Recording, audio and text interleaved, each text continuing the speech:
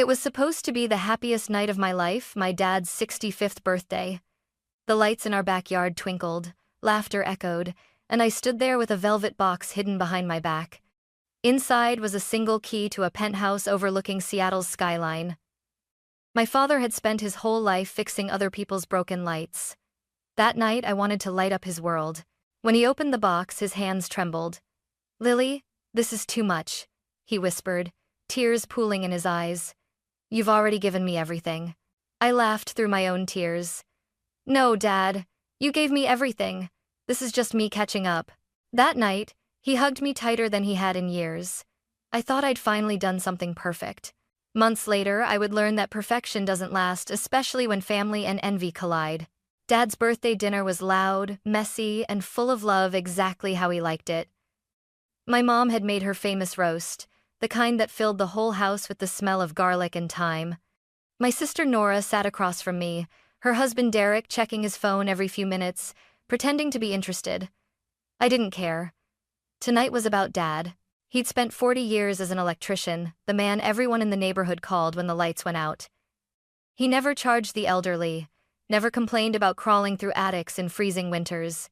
He was quiet, steady, the kind of man who kept everything running, including our family. After dessert, I stood up and clinked my glass. "Dad," I said, my voice trembling. "You've spent your whole life fixing things for other people. Now it's my turn to fix something for you." Everyone turned to look. Mom's hand went to her mouth. I took out the small velvet box and handed it to him. "Happy birthday." He opened it slowly. When he saw the key inside, his brows furrowed. "What's this?" "It's to your new home," I said softly. "A penthouse at Mirren Residences overlooking the bay." For a moment, the room went still. Then Mom gasped, and tears filled her eyes. "Lily, you didn't—" "I did," I said, smiling through my nerves. "You both deserve a place where you don't have to worry about leaks or bills or noisy neighbors. Somewhere beautiful, peaceful, finally." Dad looked down at the key, then at me. His lips trembled. "Sweetheart, this is too much. Not for the man who worked every Christmas so our lights stayed on," I said. "Not for the woman who sold pies just to buy my school uniform. This is for both of you." He stood and hugged me. His arms were strong but shaking. "I don't know what I did to deserve a daughter like you." Behind him, Nora's voice cut through the emotion. "Wow, Lily," she said, smiling tight. "You really went all out this year." Her tone was polite, but I caught the edge beneath it, a note of disbelief or jealousy. Still, I ignored it. That night, when we drove to show them the penthouse, Dad was like a kid seeing the world for the first time. He ran his fingers along the glass walls, looked out over the city lights and whispered, "Feels like a dream." Mom turned to me, eyes shining. "Thank you, honey. You've given us more than we ever imagined." As I watched them stand by the balcony, silhouetted against the Seattle skyline, I felt a warmth in my chest, the kind that made every struggle, every lonely night on the road, worth it. If only I'd known how quickly that warmth would turn to ice. For the first few months, everything felt exactly as I'd hoped. Every Sunday morning, I'd wake up to a video call from Mom. She'd sit on the penthouse balcony wrapped in a soft shawl, the wind teasing her gray hair. Behind her, the skyline shimmered like glass and gold. "Your father's obsessed with the espresso machine," she'd laugh.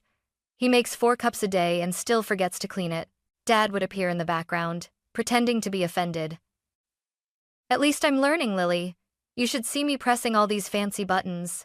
I'd laugh, my heart light.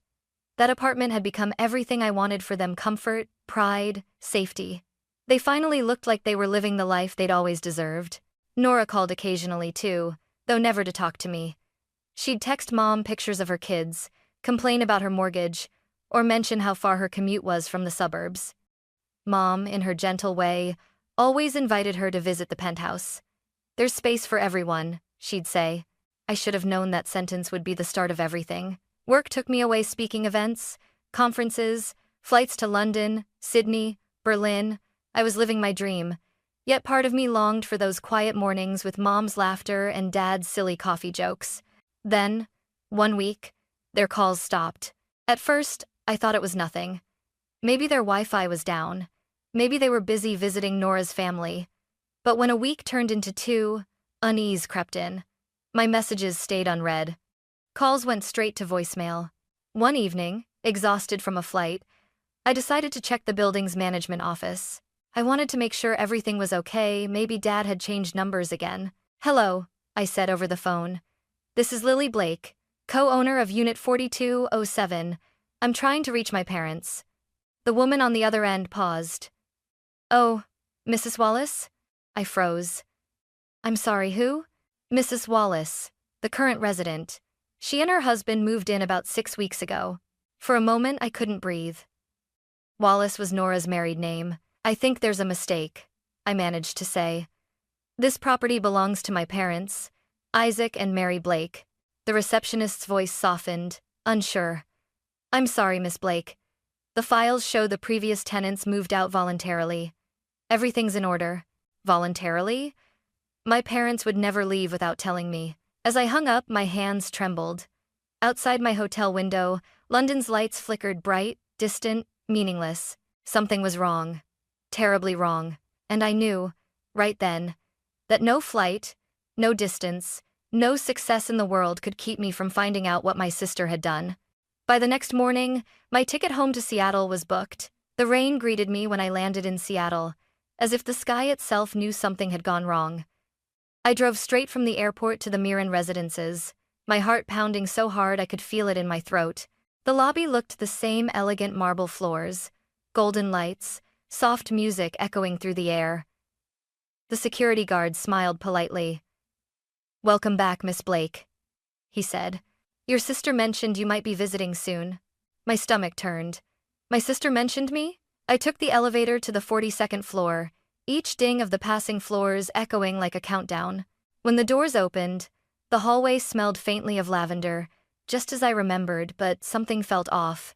The air was too still, too quiet. I knocked 3 times on the penthouse door. Footsteps approached, and then I saw her. Nora stood there in a silk robe, hair perfectly curled, holding a steaming cup of coffee like she owned the place. "Lily," she said flatly, her brows lifting as though I were an unexpected delivery. "You're back early." I tried to smile, but my voice shook. "Where are Mom and Dad?" She hesitated, then took a slow sip. "They decided city life wasn't for them. Too noisy, too high up. They went back to Spokane." I blinked, my mind racing. "They left? Without telling me?" Her husband, Derek, stepped out from the kitchen wearing Dad's old cardigan. The sight made my chest tighten. He leaned against the counter casually. "They asked us to stay here for a while," he said.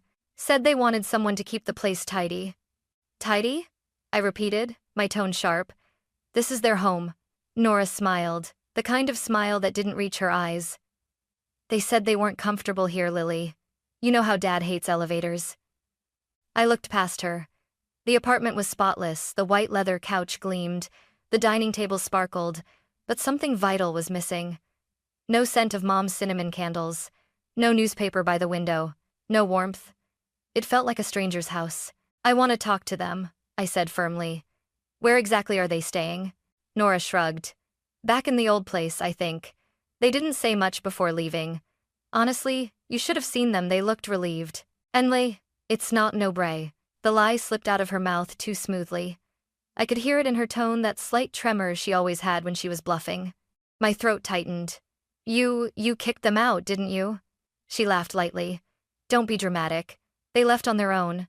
But as I stood there, looking at the penthouse that once symbolized love and gratitude, I realized something far darker had taken root. My sister wasn't just visiting, she had taken over. And whatever she'd done to drive our parents out, I was going to find out no matter what it cost me. I didn't sleep that night, I just drove. The rain chased me along the highway like an accusation, splattering the windshield in angry bursts. Every mile closer to Spokane felt heavier, darker. I replayed Nora's smug smile in my mind until it made my stomach twist.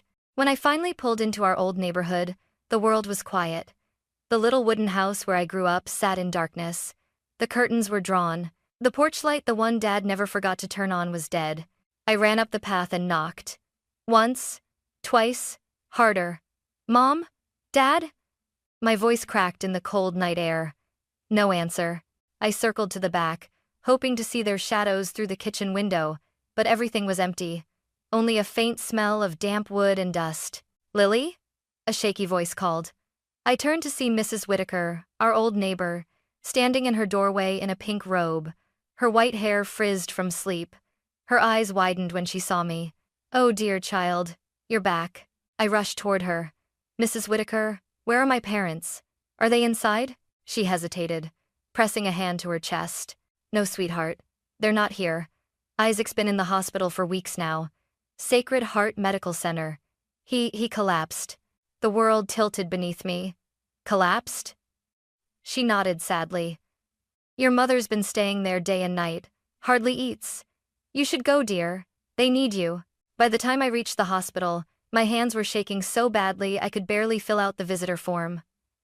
The nurse led me down a sterile hallway to room 214. When I pushed open the door, I saw Mom first, her head bowed, her fingers curled around Dad's pale hand. "Mom," I whispered. She looked up, her face hollow with exhaustion, then gasped. "Lily?" She stood, trembling, and threw her arms around me. "Oh, thank God." Dad lay motionless, his breathing shallow. Machines beeped softly beside him. "What happened?" I asked, my voice breaking. Tears streamed down Mom's cheeks. "It was raining that night. We were arguing with Nora and Derek. Your father tried to stand his ground, but Nora said—" Her words faltered. I gripped her hand. "Said what?" "She said we were embarrassing you," Mom choked out. "That we didn't belong in such a fancy place. That you only gave it to us out of pity." Isaac tried to stop her, told her she was wrong, but she laughed. She called him old-fashioned, said we were a burden. My heart clenched so hard I thought it might break. "Your father couldn't take it," she continued, her voice trembling. "He said, 'Eleanor, pride is all we have left.'" Then he packed a small bag and walked out into the storm. I begged him to wait, but he wouldn't. He said he'd rather sleep in the rain than stay where he wasn't wanted. It's Stan load. I buried my face in my hands, the guilt crashing over me like the thunder that had chased him that night. The gift I'd given with love had become the reason he nearly died. I turned to Mom, my jaw set. "I'm going to fix this," I said quietly. "No matter what it takes." She just nodded, eyes red, whispering the same words I once told Dad on his birthday. "You've already given us everything, Lily." But I knew she was wrong. I hadn't even started yet. Dad woke up 3 days later. His voice was barely a whisper, but his eyes, those kind, steady eyes I'd known since childhood, were still full of warmth. "Hey there, Trouble," he murmured, smiling faintly when he saw me by his bedside. "Didn't think you'd fly all the way home just to watch me nap." I tried to laugh, but the sound cracked in my throat. "You scared me, Dad. You really did." He squeezed my hand, his grip weak but sure. "Don't blame your sister too much, sweetheart. People make bad choices when they feel small." His words only twisted the knife deeper. Even lying in a hospital bed, hooked to machines, he was still protecting the people who had hurt him. After making sure Mom ate something for the first time in days, I stepped out into the hallway, my mind already spinning with plans. I wasn't going to scream or beg. That wouldn't fix anything. I needed to take back control the right way. That evening, I met with our family lawyer, Michael Grant, a tall man with silver hair and a calm, measured tone. He listened silently as I told him everything. The eviction, the storm, my father's collapse, my sister's lies. When I finished, my voice was shaking. "I want them out. I don't care how long it takes." Michael folded his hands.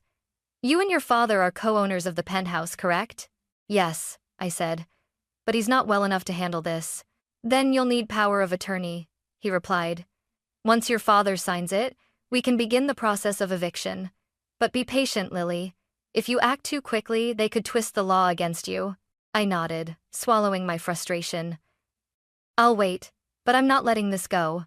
The next week passed in a haze of hospital visits and paperwork. Every night, I stayed by Dad's bed, helping him sip water, reading him his favorite detective novels, pretending everything was fine. But inside, I was burning. When he was strong enough to hold a pen, I placed the papers before him. His hand trembled as he signed, but his eyes never wavered. "Do what's right, Lily," he said quietly. "Not what's angry." I bent down and kissed his forehead. I promise. The following morning, as I drove back to Seattle, the clouds parted just enough for sunlight to break through. It poured across the road like a promise, fragile but real. The penthouse towered ahead, glass glittering in the daylight. Once, it had been a symbol of pride. Now, it was a reminder of betrayal. I parked in front of the building, exhaled and whispered to myself, no more running. It was time to reclaim what was stolen, not just the apartment, but my parents' dignity. And deep down, I knew Nora wouldn't give it up easily, but neither would I. When I walked back into the Miran residences, the place didn't feel like home anymore. It felt like a battlefield wrapped in marble and glass. The receptionist looked startled when I walked up to the desk, suitcase in hand. "I'm here to check in," I said, smiling faintly. "Penthouse 4207. Her eyes darted uncertainly. "Miss Blake, your sister." "I'm a co-owner," I interrupted softly, sliding my ID and copy of the deed across the counter. "Please inform security that I'll be staying indefinitely." By the time the elevator reached the 42nd floor, I'd steadied my breathing. This wasn't about revenge. It was about justice. When the door opened, Nora appeared, her hair in a towel, irritation already twisting her face. "What are you doing here?" I rolled my suitcase inside without asking. "Living in my home." She blocked my path. "You can't just—" "I can," I said coolly. "And I will." Over the next few days, I made my presence impossible to ignore. I woke up at dawn, brewed coffee, and turned on the jazz station Dad loved. I scheduled maintenance crews to check the air vents, the plumbing, the heating, every small thing that could possibly need attention. The hum of drills and the clatter of ladders echoed through the penthouse from sunrise to noon. Derek complained first. "You're making this place unlivable." I looked up from my laptop and smiled sweetly. "Just keeping things up to standard. You know, co-owner responsibilities." Nora was worse. She stormed around the apartment, slamming doors and muttering under her breath. Once, I caught her whispering to Derek in the kitchen. "She's doing this on purpose. She wants to drive us out." She was right. Every move I made was precise, lawful, and utterly suffocating. I transferred all utility accounts to my name.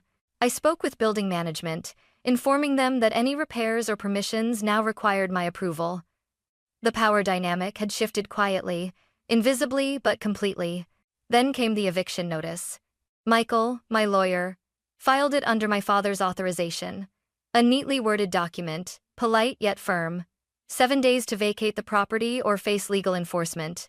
I found Nora reading it at the dining table when I came home that night. Her hands trembled as she reached the final line. Derek hovered behind her, pale and silent. "This is a joke, right?" she said finally, her voice brittle. "No joke," I said, setting my bag down. "You wanted to live like owners. Now you can deal with the paperwork that comes with it." "You're pathetic," she spat. "You think this makes you better than me?" I looked at her, really looked at her, and for the first time, I didn't see my sister. I saw a stranger who'd traded love for envy. "No," I said quietly. "It doesn't make me better. It just makes me done." The next morning, Nora avoided me entirely. She stayed in her room, curtains drawn, while I opened every window and let the sunlight flood in. For the first time in months, the apartment smelled like fresh air instead of bitterness. 7 days. That was all they had left, and I was finally breathing again. The final day felt unnervingly calm, like the air right before a thunderstorm. I could feel it humming under my skin. 7 days. 7 days since the notice was served. 7 days of silence from Nora and Derek. And tonight, it was about to end. Rain streaked down the windows in angry rivers as I sat alone in the penthouse living room. Lights dimmed, waiting. The apartment was spotless again, but it didn't feel like peace. It felt like a stage before the curtain drops. The door burst open at 8:47 p.m. Nora stormed in, her hair soaked, eyes bloodshot, a wrinkled envelope crushed in her hand. Derek followed behind her, suitcase half-zipped, face pale. "Are you happy now?" she shouted, her voice echoing off the glass. "You finally got what you wanted, didn't you?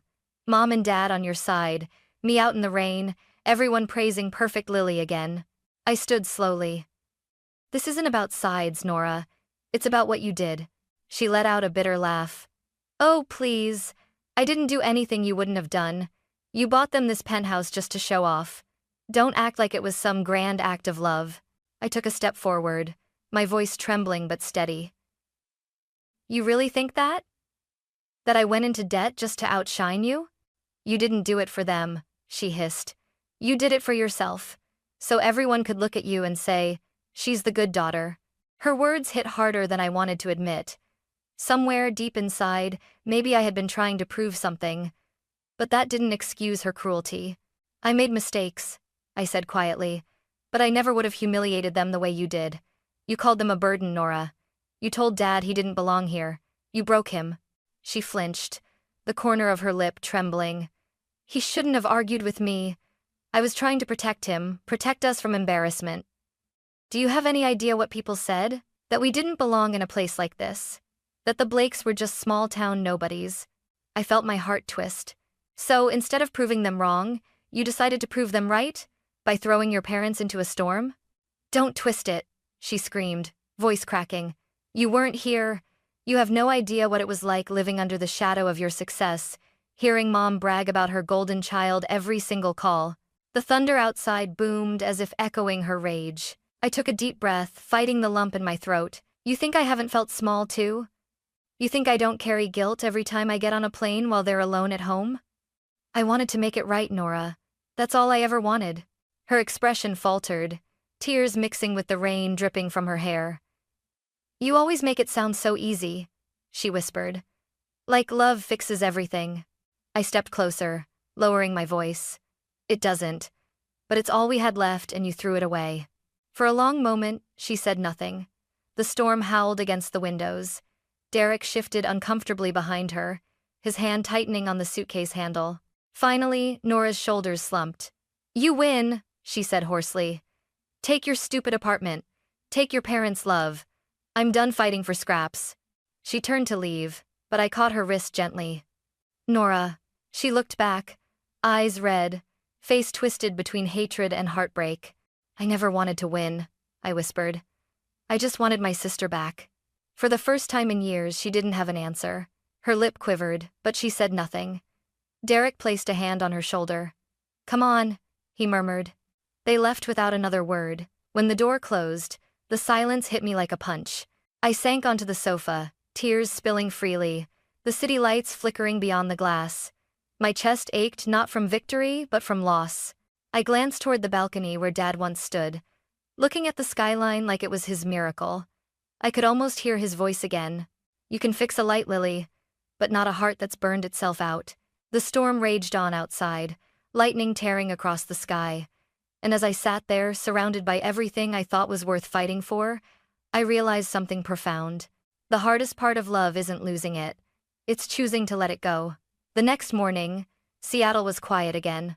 The storm had passed, leaving puddles that shimmered in the sunrise. The city looked cleaner, lighter, as if even the sky had decided to start over. I stood by the balcony, staring down at the wet streets below, my reflection ghostly in the glass. The penthouse was finally silent, truly mine, but it didn't feel like victory. It felt hollow. Boxes were stacked by the wall. The movers would arrive in an hour. I'd already made the decision. The penthouse wasn't my parents' dream anymore, and it had stopped being mine the moment it became a battlefield. When I walked through its empty rooms one last time, I could still see the ghosts of what should have been, Mom arranging flowers by the window, Dad tinkering with the lamp, both of them laughing about how fancy it all was. I touched the countertop where Mom used to roll dough during her visits and whispered, I'm sorry. That afternoon, I met with Michael Grant, my lawyer. The sale went through faster than I expected. Are you sure about this? He asked gently, signing the final page. I nodded. Some things you let go of to heal. This place is one of them. He smiled faintly. Your father would be proud of how you handled this, Lily. I hope so, I said softly. But I don't think pride is what I'm chasing anymore. When I returned to Spokane a few days later, the air smelled of pine and wet earth. The little wooden house repaired, freshly painted, with a new light on the porch stood exactly as I remembered. Mom opened the door before I even reached the steps. Lily, she said, her voice trembling with warmth. "You're home." I hugged her tight. Dad sat in his favorite chair, a wool blanket over his knees, smiling at me like he'd been waiting his whole life for this moment. "Well," he said, chuckling, "looks like we're back where we belong." I knelt beside him, resting my head on his shoulder. "I sold the penthouse, Dad. I'm sorry." He chuckled again, patting my hand. "Don't be. That place was beautiful, but it never felt like home. This," he gestured around the tiny living room, "the crackling fireplace, the old photos on the wall, this is home. Because we're together." His words washed over me like sunlight after rain. For the first time in months, I felt peace. A month later, I used the money from the sale to open something new, the Blake Family Foundation, a community center on the outskirts of Spokane. Its mission was simple: to help elderly people who'd lost their homes find shelter and dignity again. On opening day, Dad cut the red ribbon himself, hands still trembling but steady enough to hold the scissors. Mom stood beside him, tears glistening. The crowd clapped, but all I saw was their joy. "This is the best thing you've ever done, sweetheart," Mom whispered. I smiled through tears. "No, Mom. The best thing I ever did was come home." As the sun dipped below the hills, I stepped outside and looked up at the fading sky. Somewhere out there, my sister was probably starting over too. Maybe one day, she'd remember who we were before pride tore us apart. I didn't hate her anymore. I just hoped she'd find her own peace, the way I finally had. That night, as I sat on the porch between my parents, the warm light spilling from the windows behind us, Dad sighed contentedly. "You know, Lily," he said, "for someone who used to chase the sky, you sure found your way back to the ground." I laughed softly, leaning against him. "Yeah, Dad. I think that's exactly where I belong." The porch light flickered once, just like old times, and for a moment, everything was simple again. 3 people, 1 home, and a peace no storm could ever take away.